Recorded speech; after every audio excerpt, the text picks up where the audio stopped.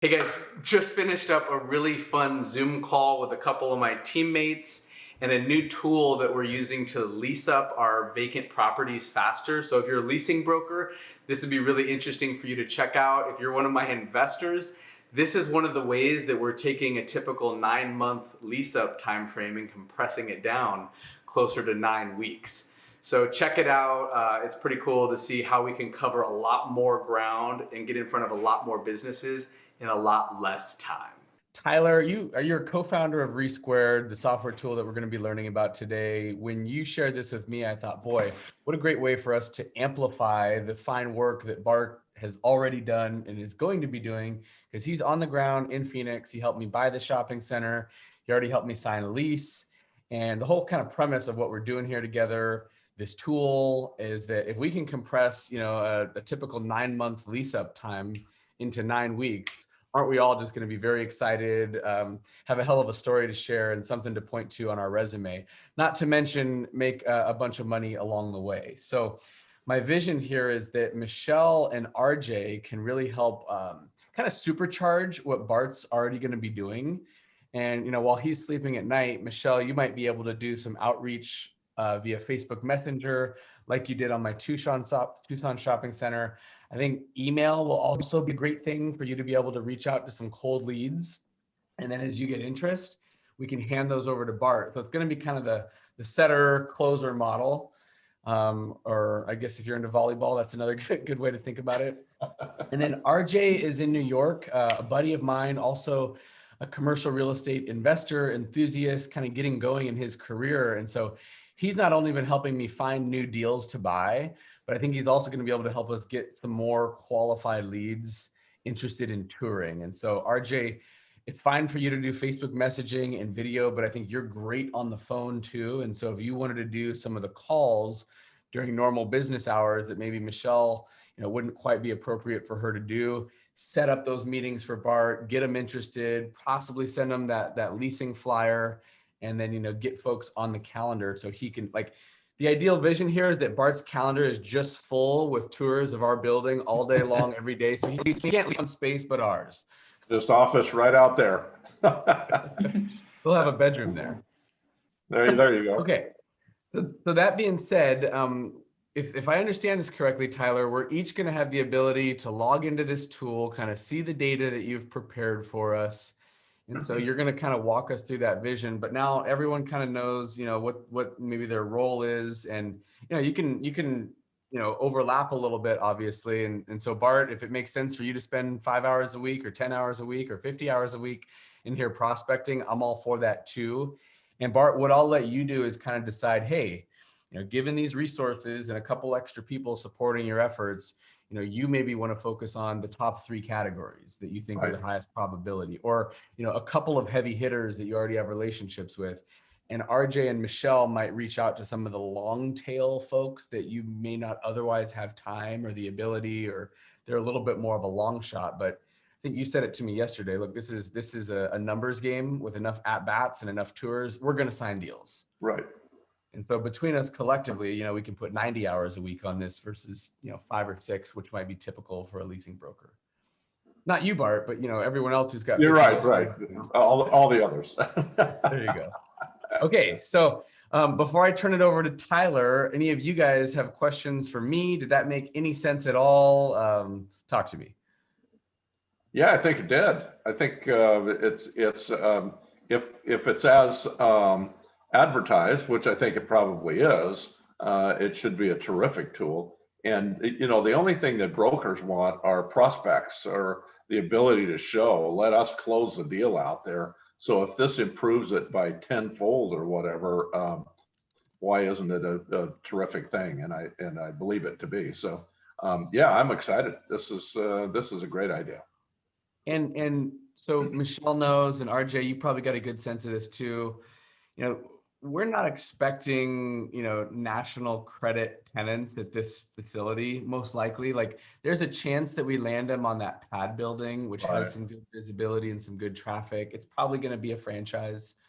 But, I would expect we're talking to, Bart's bike shop and RJ's pizza shop and Michelle's donut store and Tyler's nail salon. Right. Tyler, I gave you the nail salon. But I don't know, those are Tyler. probably He's going to after be you the this morning. most likely to turn into deals.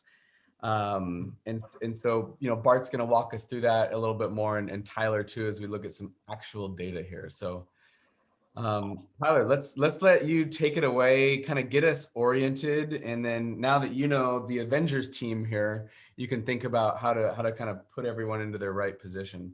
Love it. Well, first of all, that was an awesome intro. I just, you fire me up, Sean. You're a great leader and really do a good job of making sure things get absorbed, and not just, because if I was me, I would have just gone, all right, we're getting right into it. But it was important to take a pause and be like, is everybody getting this? Is this making sense? So I'm just excited to be a part of this. And, you guys are, this is a unique viewpoint, right? You guys are ahead of the curve. I believe, in my opinion, in 5 to 10 years, this is going to be the model for leasing, is what we're looking at right now. And I think you guys are on the bleeding edge of building that model. So with that being said, the one thing I want to talk about as far as like logistics is licenses and logins and that kind of stuff to figure out how we want to be efficient with that. So just take a step back, and before we talk about that, because I think that'll help with some more context for everybody on the call, is so the main there's 3 value props to Resquared, and we're going to go through all 3 of them. And today we're actually going to do prospecting together here in a minute. So we're not going to talk hypotheticals. We're going to actually do it together. With that being said, the 3 value props are: number 1, don't make me search and find lists. Give me all of the data at my fingertips. I have my center. I have my use in mind. Give me all the data, right? That's number 1. But you can have all the data in the world, but if you don't do something with it, it doesn't matter. So that's where number 2 comes into play, which is you can now send emails from within our product that are extremely effective. In fact, I did a call earlier this morning with the team, and they got 3 leads while we were on the call. So the bar is set high. Hopefully we can pull that off today. So number 1 is give me the data, make it easy to find. Number 2 is let me reach out to these folks. Email is one of them, which we're going to go through. Facebook Messenger is another one, which we're going to go through. And then, of course, your cold calling as well, which we're going to go through. The third element that brings all of that together is how do I track my work, and how do I add some best practices, not only to use our platform, but also to have effective messaging. With that being said, we have 3 licenses for you guys, technically. So what we could do is, I don't mind, this is not a transaction to me, this is a relationship. If we need to get you guys another login for free, I'm happy to do that. I'm not here to nickel and dime you guys. The only reason why I didn't already start with that is what I'm about to say. And that is, when I go to send an email, right, out of Resquared, what login I use is the email it comes from. So what I believe, based off of my spidey senses of what we're talking about, I believe it might make more sense to use Bart's login to send the emails. Because what's going to happen is, if RJ is in there as Bart or Michelle's in there as Bart, it'll appear as if it's coming from Bart. And Bart won't have to deal with anything until someone responds. Once someone responds, it'll come right into your inbox like a normal email, and it'll be a yay or a nay, I want to learn more, or I don't. So I don't think it's necessary for you guys to have a bunch of unique logins, because what's going to happen is the benefit of having unique logins is I can track my activity separately. But because you guys are working as the dream team Avengers, I don't think that's necessary to have the separate login. So any reactions to that so far, Sean and team, on kind of where my head's at with the login component? I think you're on the right path here, Bart. What's your thoughts on that? So, there's a little bit of trust in that, Michelle isn't sending crazy emails out in the middle of the night. But, it's going to be a form template. And so I think what's going to happen, Bart, is you'll wake up and there'll be 5 warm responses to the folks that she's reached out going, yeah, let's schedule the tour. Right. You hit on the obvious. The initial thing is that I'm kind of wide open for anyone to be sending out, who knows, sending out porn, whatever,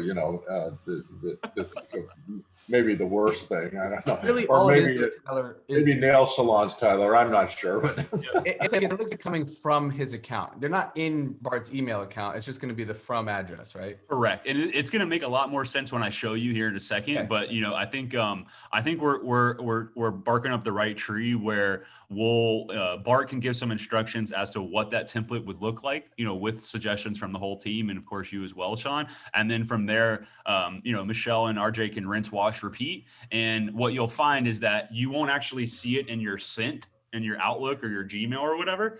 You'll see it in Resquared, but you'll be able to track who's opening it from Resquared. And you'll be able to get, when they respond back, it'll come to you just like a normal email. So Sure. I think this will work real well, where it'll have, it'll be as many more at bats by Michelle and RJ logging in as you. Right. And then anybody that connects with the ball, you immediately take that and run with it. Yeah. Okay. Yeah. Cool. So, No, I think in theory it sounds terrific. Yes.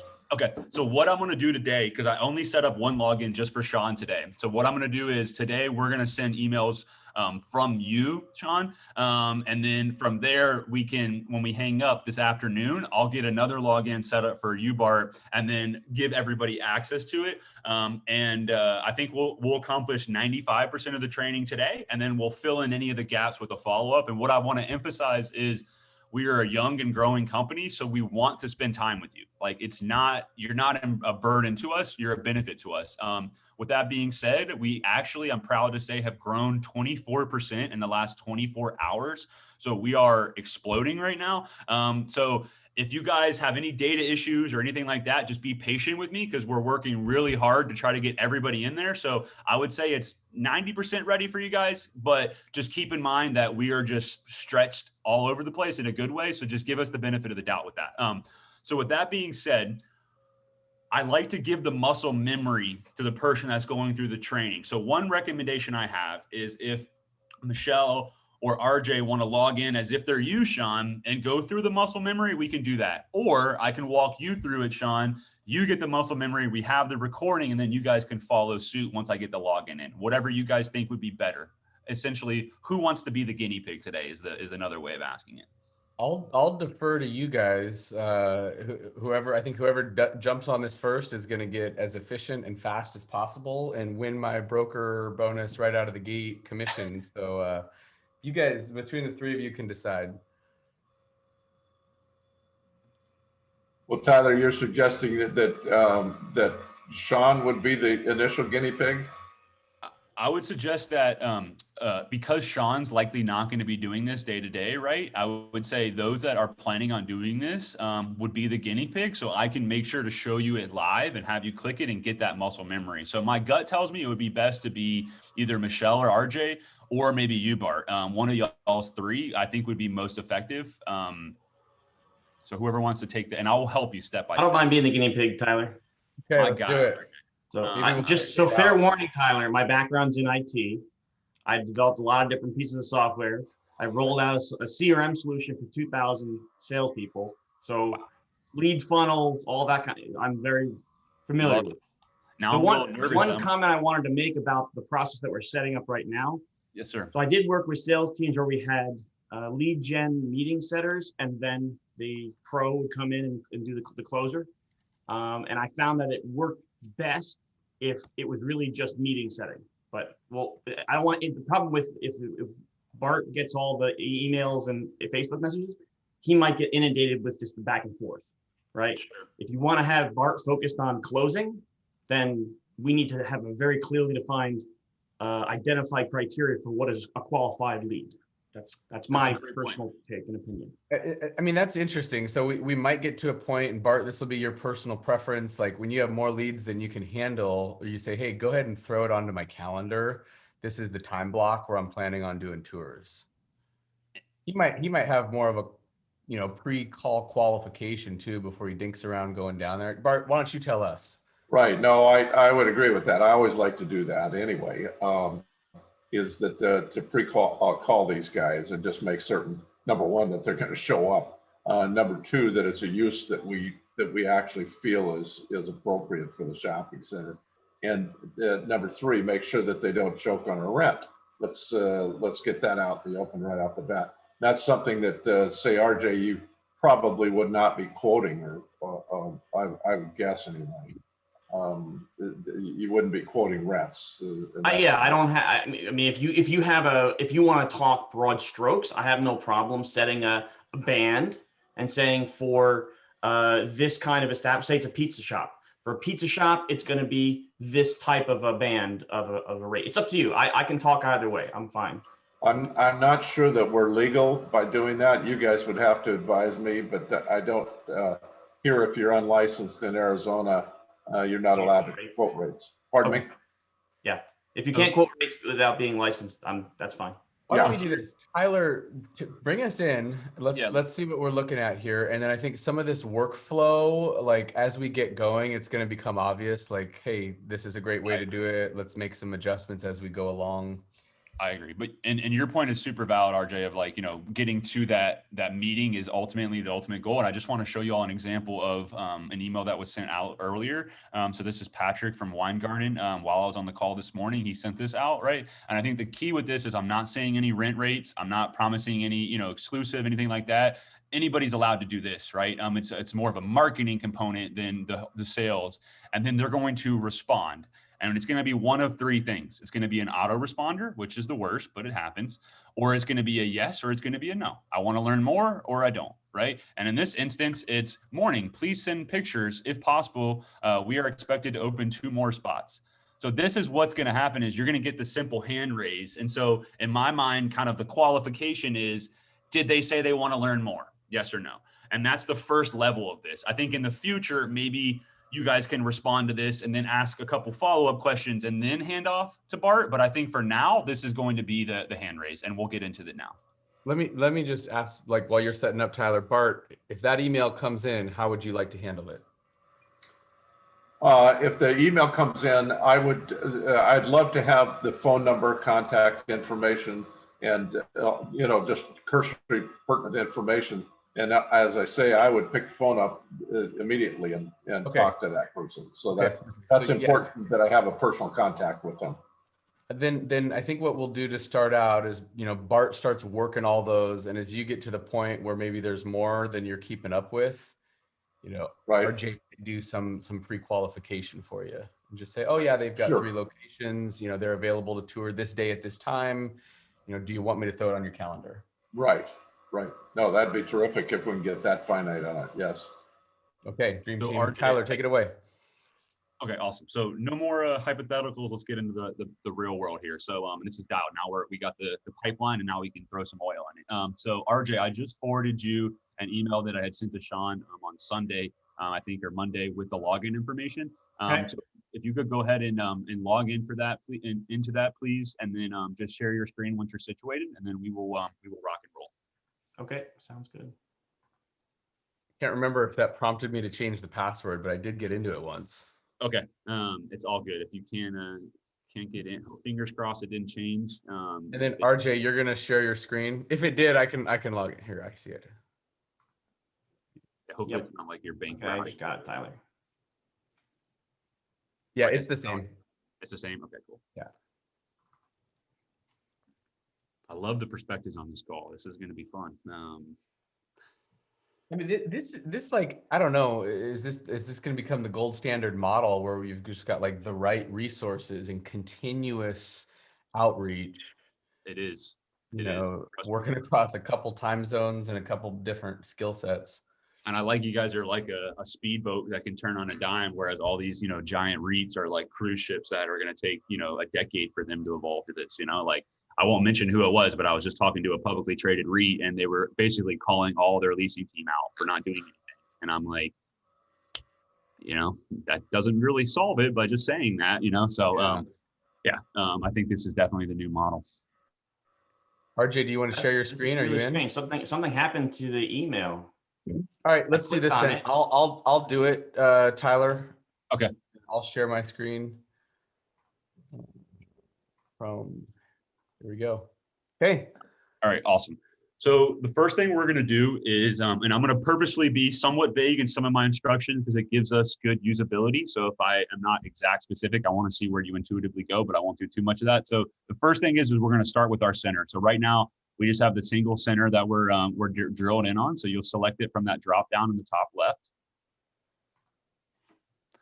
And when you first open it up, it's going to give you all of the businesses. Now, I want to make a couple quick points related to the anchor. So when I first pull my center, you'll notice that on the right-hand side, you see that blue pin, that is your center. And so That is the anchor point. Let's say, for example, you want to prospect somebody in downtown Phoenix or whatever, right? You want to move your anchor point.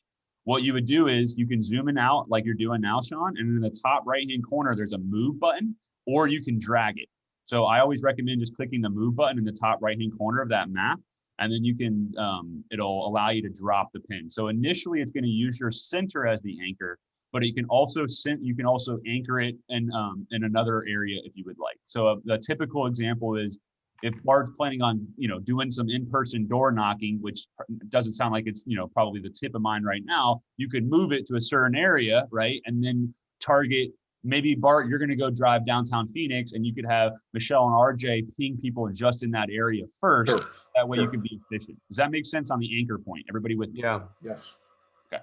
Once you want to default back to your anchor point, you'll notice in the middle of the screen towards the top, there's a little squiggly arrow next to the floppy disk, right in the middle of the screen, a little bit to the right above where you have the results there. So a little to the right, you see that squiggly arrow, Sean, just 2 buttons over to the right of the floppy disk. Oh, there the refresh. Yeah. Yeah, so when you click that, it's going to snap it back to the center.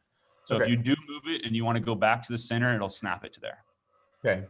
One other quick thing is in the middle of the screen, there's a scroll bar. If you kind of drag that scroll bar left and right, it'll make the map bigger or smaller. So if you're wanting to look more map-based or more list-based, you can do so. Cool. And I'm just going to keep rolling. So if you guys have any questions, don't hesitate to interrupt me. So now we're going to search. So go ahead and click that search bar for me. And this is an important distinction. You notice there's some suggested terms here. So if you scroll down, you can see some of the suggested terms. And Bart, I loved your list of, coffee shops, cell phones, beauty salons, marijuana dispensaries, dry cleaning, etc. So these are just the macro category. It's not limited to just these categories. You can search whatever you want, and I'll show you what I mean. So in the middle of the screen, you notice how it says categories, and it has them listed out: men's hair salons, barbers, delis, kind of in the middle there with all the rows of data. So if you click out of the search for me for a second, see all those specifics there. So for example, it might say restaurants as a suggested category, but you can search fast food, you can search Chinese, you can search sushi, you can search whatever. So the key here is you don't want to limit your search to just those categories. And once you click it, you can just search pizza and click enter. So if you just search pizza and then click enter, and you notice now it's taken our 34,000 results and it's going to distill it down to those that meet the pizza threshold. Now you'll notice if you scroll down a little bit in that list, you might find some that may not belong in there. So let's see if we find any, like these all look good, pizza wings, bar, the music venue one is a little strange. Mediterranean Greek, that one somehow made its way in here. So what I would search at the top is just search Greek and press enter, and I'll show you something cool. So now we have pizza. Click the word. So right now it's doing pizza and or Greek. Okay. Now what you're going to do is click the word Greek, and it's going to turn that into an exclusive term. So what that means is it's going to restrict that from the list. So if I see Greek people coming up on my pizza list, let me clean it out. Another example is, let's say I want a medical use, but I can't have a dentist. Maybe I would search medical and chiropractor and blah, blah, blah, and dentist, and then I would turn dentist red. We already have a preschool, so we're going to remove that from the list. Exactly. And you don't want to be limited. You don't want to, usually the more terms you search is usually better. And I'll give you an example. So when you just have medical, it's just finding that medical tag, but look in this categories, it's going to give you other ideas. And I would search those as well. So like, for example, you might see plastic surgery come up. You might see blah, blah, blah. And sometimes it'll take 10 to 15 seconds for the data to load with all the people using it right now. So we're upgrading our servers. So we'll just give it a minute on that. But is everybody with me on how I can search a term and make a term exclusive? Any questions? So Bart, RJ, all look good? Good. Okay. So now let's do a real one. So pizza, is that a good use here? What's a good use? And let's go ahead and do some prospecting. Yeah, let's do that. Let me ask Bart that. Sure. What do you think is the highest probability or maybe the best category to focus on first? Well, I think with our new monument sign that you have planned there, that we can get some visibility. I think we should work on a pizza type as one. I mean, one of many. Insurance certainly is top because it's service and not retail. Possibly for the outpad, we might do some sort of coffee shop. I don't know that we're a Starbucks, we're certainly not Dutch Brothers location without you spend a bunch of money on that drive-through, so I would say let's start with the small guys with the cell phones and the nail salons, beauty salons. I've already got a barber shop in there, Tyler, so we just want women's beauty salon, even though it's difficult legally to restrict them. What do you think about vape stores too, Sean? I don't think we ought to put a smoke shop in, as we talked about yesterday. Tyler, does this make sense that I'm just going to negative target the categories we already have? That's a good question. I think the answer is no, and this is why. I think if you don't have any use in mind and you want to kind of back into it by excluding and seeing what's left over, then I would do it this way. But what we're going to do, Sean, is we're going to build a list, and we want to make that list targeted. If we have daycares, pizza, and barbershops or nail salons or whatever in the same list, we're not going to be able to send as effective an email. So let's start with just one use. Let's start with pizza. Pizza's hot right now. I think we should start with pizza. That's a great example. And then we can add another category to that. So I would search pizza and then just click enter. And then let me just ask the question, why limit it to just one category versus restaurant or quick service or fast food? Like, great I don't question. care what kind of food it is. You're right. And this is why, and hopefully this comes off the right way, is if it works for everybody, it works for nobody. What I mean by that is if you're sending the same email to the pizza guy, the nail salon, and the other person, it's impossible to tailor it, right? Okay. Because what the pizza guy wants is different than the other guy wants. And it's going to be obvious that you just sent 100 emails, right? Or 200 emails. Yes. So we're going to say in our email, we think a pizza shop would be a great fit in addition to this center. Exactly. And that's why you're going to be able to get through to them, because they're going to resonate with them that this is a one-to-one email, not a one-to-many. So it's a term I'm trying to coin, which is an email strike instead of an email blast. I'm pulling up Bart's list too, but okay, let's go with pizza just to get going on this. All right. So now let's start to limit our focus even more here. So to the right of your search bar, you see there's a filter drop down. Click that for me. Mm-hmm. Now, initially, it's going to give you a 0 to a 25-mile radius. What you can do is you can shrink that radius if you want, right? You can bring the 25 miles down, or you can bring the minimum up where you want to not get anybody close to your center, and it's going to adjust the business as accordingly. So in the example I gave of downtown Phoenix, you would want to shrink that from 0 to a couple miles so it just focuses on that area, right? So that's the first thing, is the geography of it. The second is I'm going to get through most of these other checkboxes in a little bit once we get some emails sent, but let's start with the emails. Yes, you're going to more likely than not want to check that box. When you're doing Facebook Messenger, you're going to want to click that box, but for now, let's keep it unchecked because we're just focused on the emails. Okay. Our niche is non-chains. We do have chain data, but our niche is non-chain. So I usually like to click only show non-chains, but it's not paramount. The rest of these we'll come back to. So if you want to go ahead and click X out of that for me. So we have 150 pizza shops that are non-chains that we now can look at. Everybody with me so far? Any questions? And I'm going to give you more details. Okay. And so now just for Michelle's quick education, when he says non-chain, that's not Pizza Hut, it's not Domino's. Like those are going to be huge corporations that are very slow moving, whereas the mom and pop or the non-chain is, a guy who owns 1 or 2 or 3 locations.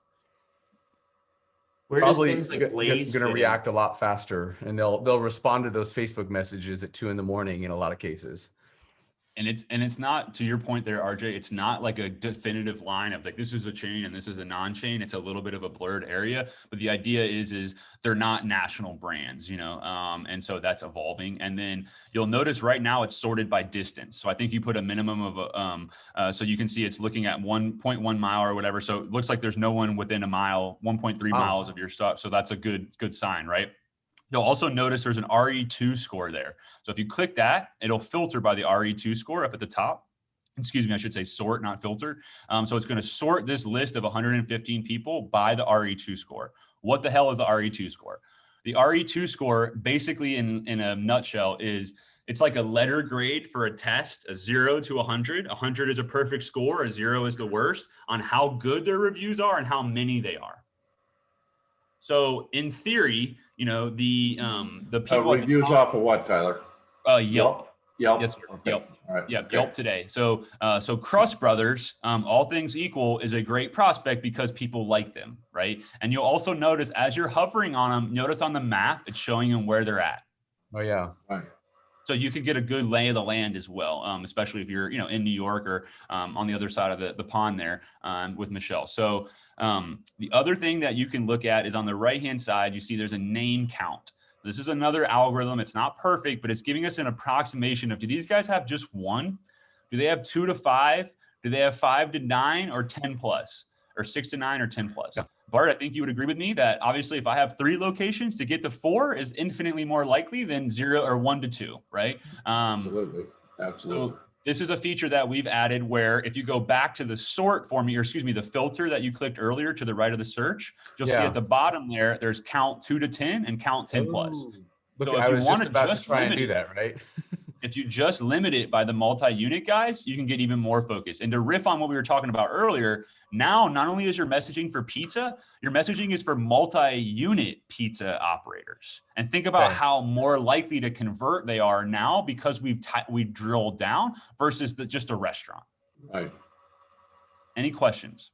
Yeah. So for Bart or Tyler, a little education, like, you know, when you see someone a mile away, I would think pretty low likelihood they're going to open one right next door unless they're relocating. That's a reload. Yeah. Or, you know, 3 to 5 miles and beyond, like we're kind of outside of the trade area, right? Yep. It's good to know. Well, I would, yeah, I think just on the filter or the, yeah, I think it's no, not the filter, but on the save searches, I guess we should slide that bar up to probably 3 miles rather than have it down at 0. Okay. So unless someone's going to move across the street, which does happen. So Michelle and RJ, like, don't not look at people because they're next door. Cause I mean, hell, half the time we're poaching people from the center across the street. Right. Right. You know, this would be, you know, they're expanding to a 3rd, 4th, or 5th location, and, you know, they see that they could make, you know, that location work as well. And one of the recommendations in the templates that I'll share with you guys that you can add your own flavor to is, are you relocating or expanding? So I think it's okay to keep it at the 0 mile and continue to ask that because, you know, like you said earlier, Bart, it's a numbers game at the end of the day. And so you don't want to necessarily, you know, cut off a sample size, right? But you can also, you know, maybe tailor it as well. So to keep rolling here, let's go ahead and talk a little bit about the data here, and then we're going to send an email.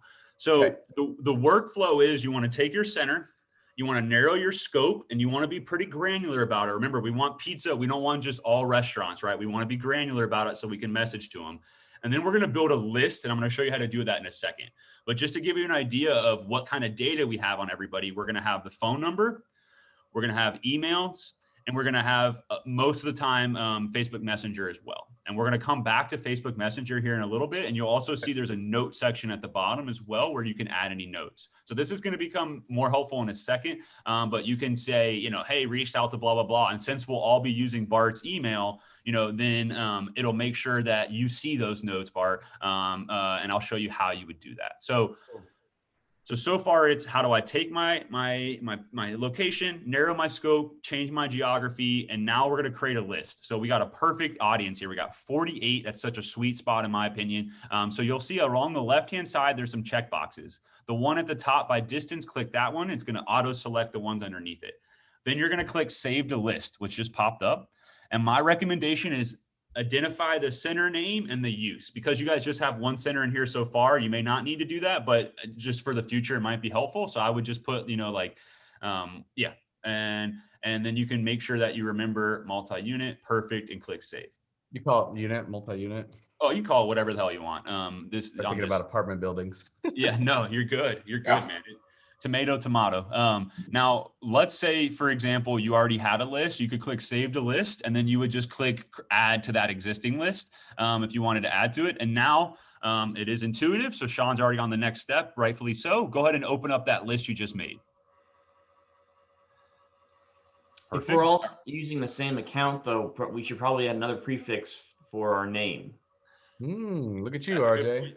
That's a good point, RJ. And I'm going to show you in a second, RJ, how you can track who you're contacting, where you'll be able to filter for those that have already not been contacted, so you're not duplicating efforts. But that's a great point. With that being said, if you click that compose email for me, there's a little link and you'll click send a request. So go ahead and click send a request for me. So we have integrated an API, an email API. It's taken about 3 months for us to launch this, where you can now send emails from within our product. In order to do that, you're going to get an email from MailJet and you're going to forward that to me. So Bart, whoever sets up on Bart's behalf, when you get your login set up, you're going to forward me an email after you go through these same steps and I'll let you in. Depending on the security, it can take 5 seconds or it can take 5 minutes. It just depends. A lot of the times it'll end up in spam or clutter, this notification, but not your emails. And it's coming from @MailJet. So there's a way to, maybe even search. So we'll give it a second to see if it shows up. But is everybody with me so far? Any questions about my take here so far? That'd be good. This looks good. It makes sense to me. And again, like we're all kind of caught up on, is it Bart's email and is everyone operating from the same account? I mean, it's not the end of the world if RJ is doing the initial outreach in his account and then he copies Bart on the response and says, here you go. So again, we'll work through that. It's just Great point. Let's start getting some outreach going, get some nibbles coming in, and we'll iterate and improve as we go. Perfect. And I'm going to get to in a second, once we get that email set up, the contacted workflow where you can track who you're contacting. And I think that's going to help with the dynamic here. So if you want to go ahead and go back to Resquared, we'll give it a minute to go through the Ethernet there. And Okay. I'll just touch on a couple other things real fast here. So one is, let's just talk about Facebook Messenger for a second. So go ahead and click into one of these businesses again, and then click the Facebook Messenger link for me. So Facebook Messenger, in my opinion, is like shooting fish in a barrel. It is an incredible way to get in touch with these people. I know that it feels weird, but it works. And so when you first click it, we're going to do all the work for you, and it's going to go right into their inbox. So you're not having to play games trying to Google them and find them. We're here to make you spend time doing and less time, doing administrative stuff.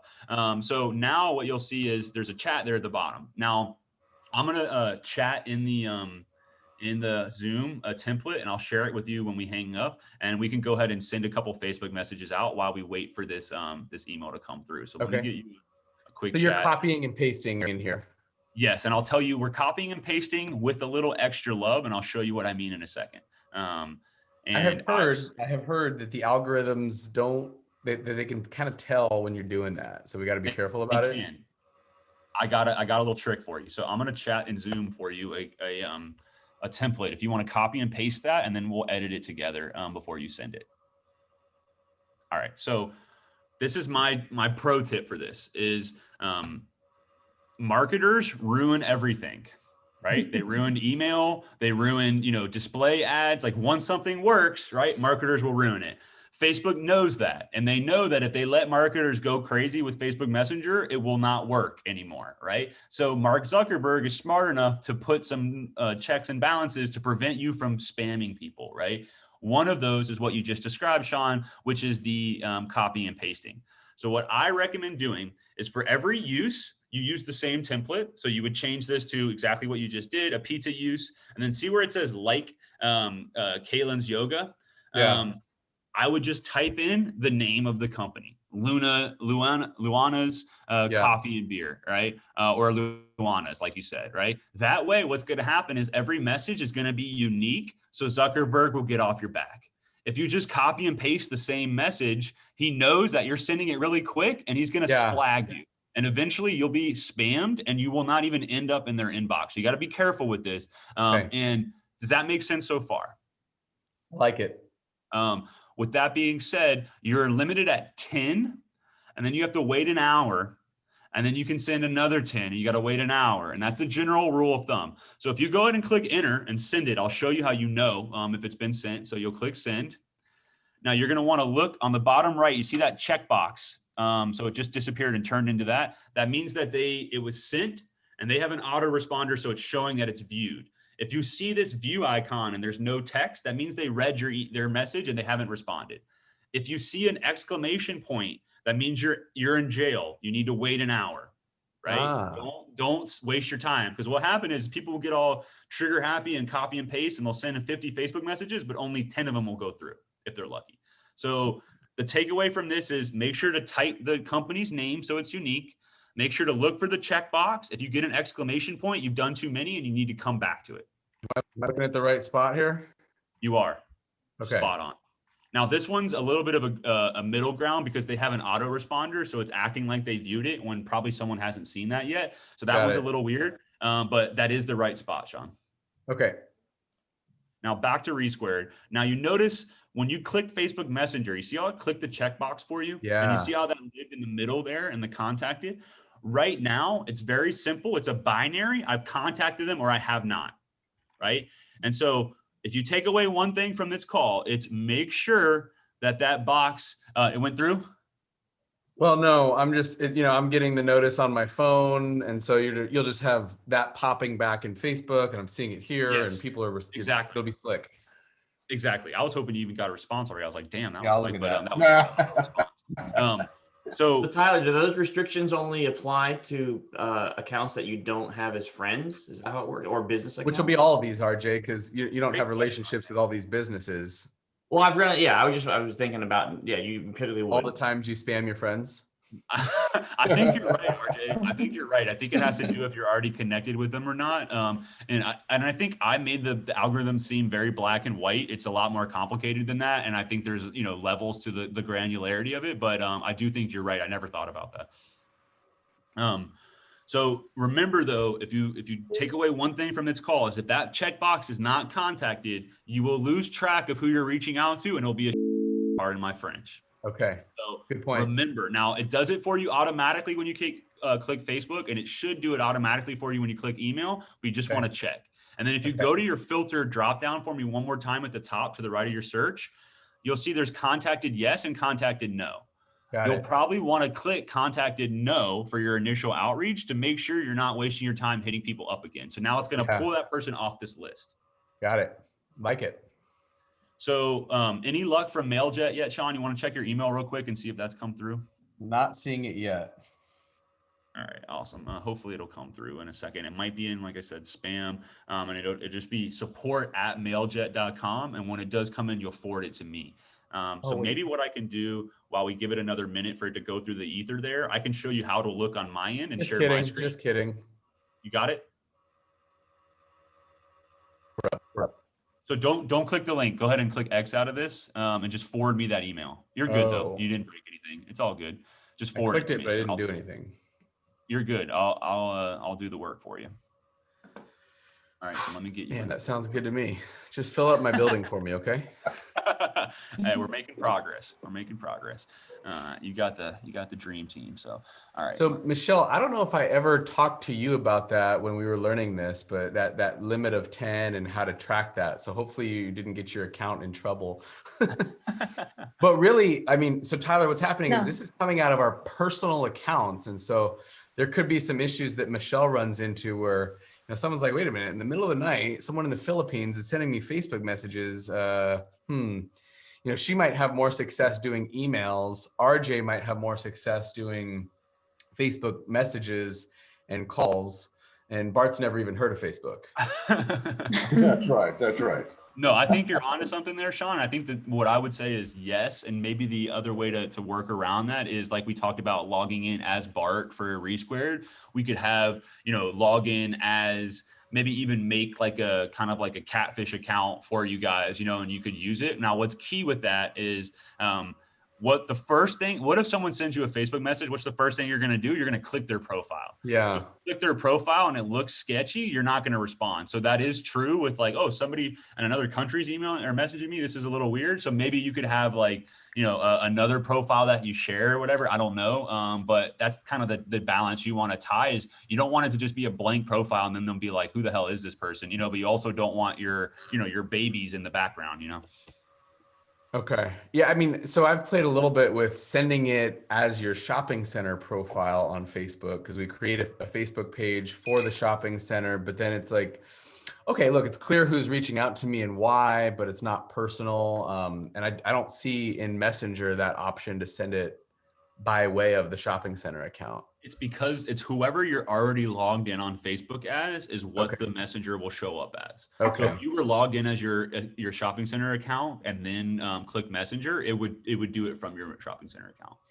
Well, this is kind of interesting because, well, we can circle back on this. We don't have to spend a ton of time on it, but I have an account for my other shopping center, so I'm wondering if I go under that profile, if we could kind of test drive that.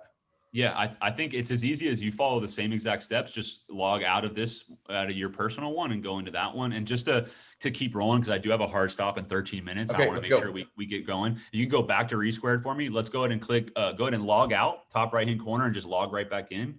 Now that we got, should have saved it for you, hopefully. And I can read it out to you. Oh, you got it. Okay, sweet. With your one pass fancy setup. I like it. All right. So now you'll just go to your list at the top there, Sean. This one? Yep. And then you'll click compose email. All right. So awesome. So we're about to send our first email here. So go ahead and do that again. And so this is the default template that's going to pop up.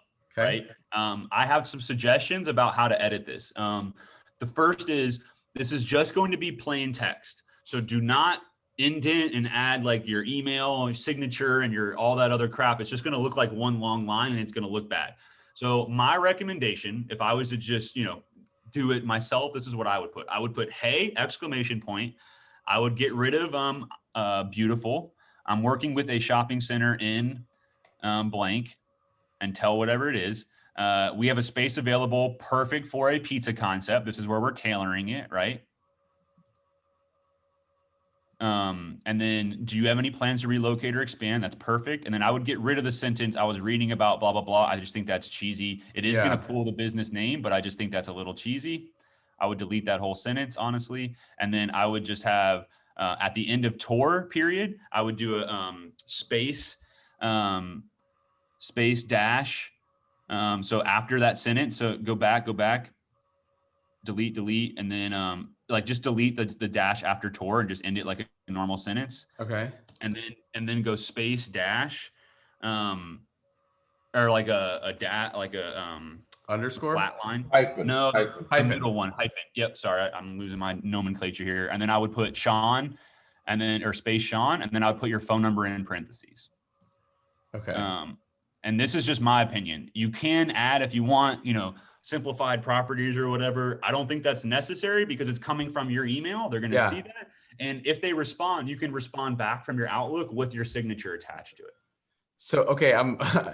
You're saying not to space this out because it's doing it all as one string. Correct. Okay. For now. Remember, this is a beta feature. That's only at week 5, okay. So for now. And it's actually, there's a method to the madness. It's because it's going to not end up in spam. And it's going to get a better response rate. Because think about it, if I tried to, sell you Resquared before we knew each other and just sent you a flyer and a link, you would not even click the link. You'd be like, this guy's trying to spam me, So it's almost better that it's less is more until they raise their hand, and then Bart can jump on it and close them. Okay.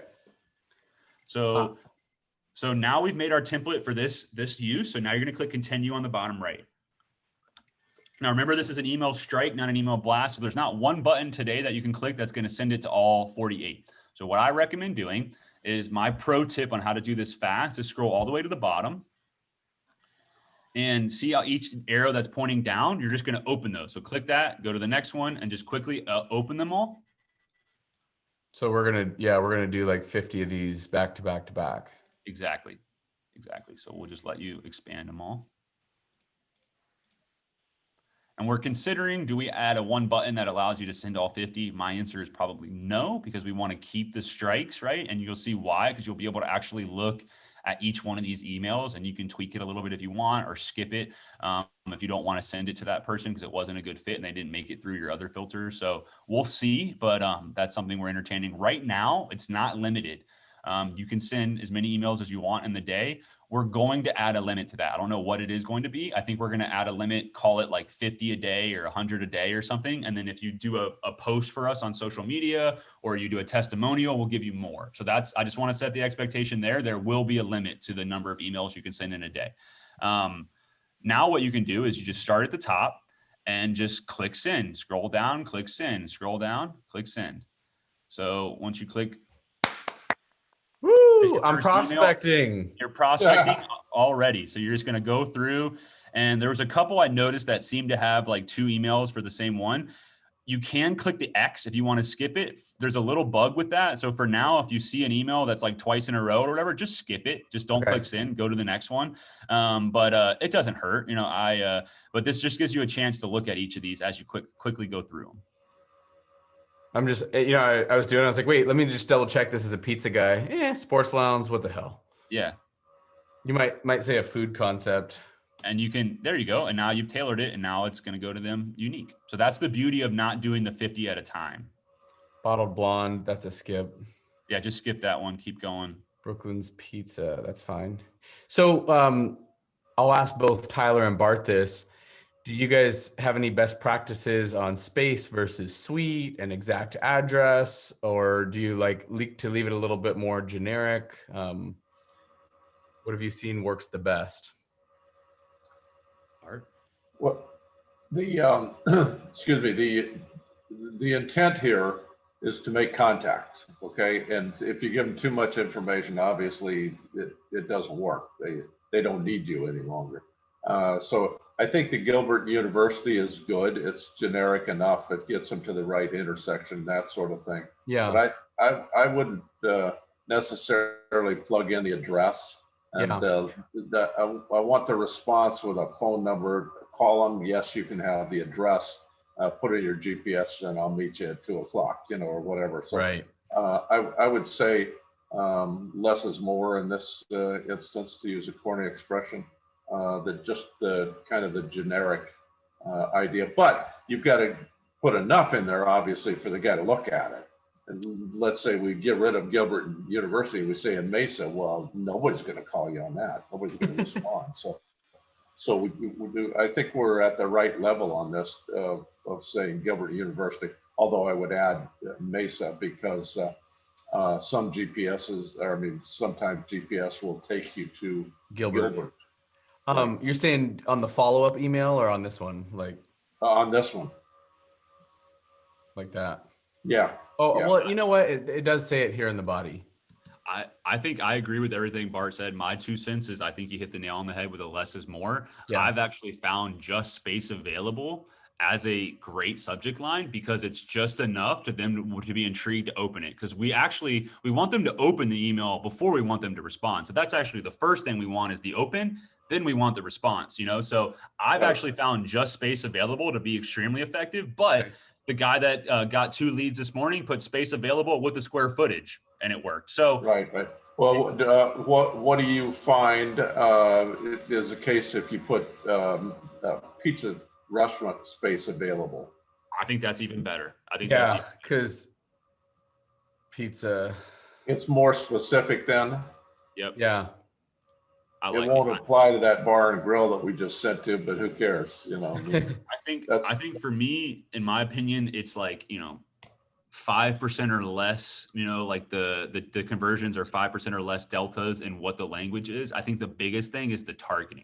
Yeah. Is like making sure you have the right targeted list in the first place, and then everything else is kind of like a nice to have. Because I think most people get caught up with like, well, what's the perfect subject line or whatever, then they don't send any emails out, So, but I think everything you said, I'm agreeing with. And if you want to change the template for all of them, Sean, you would just click back on the bottom left, tweak it, and then it would go, and then you would go to continue, and you wouldn't have to type it in every time. Got it.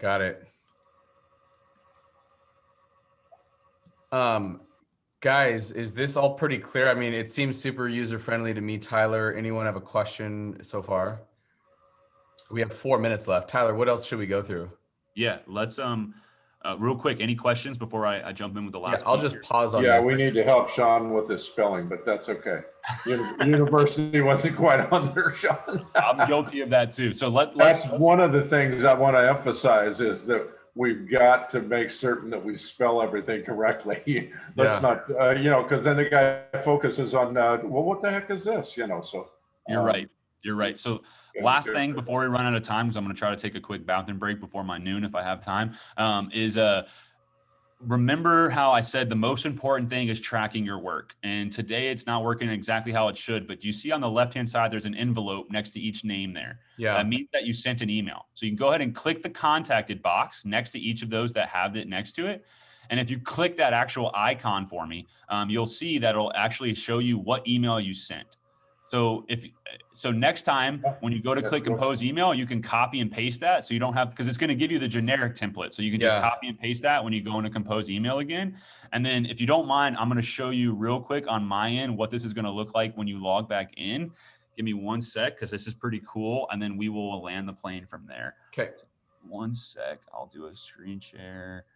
Come on.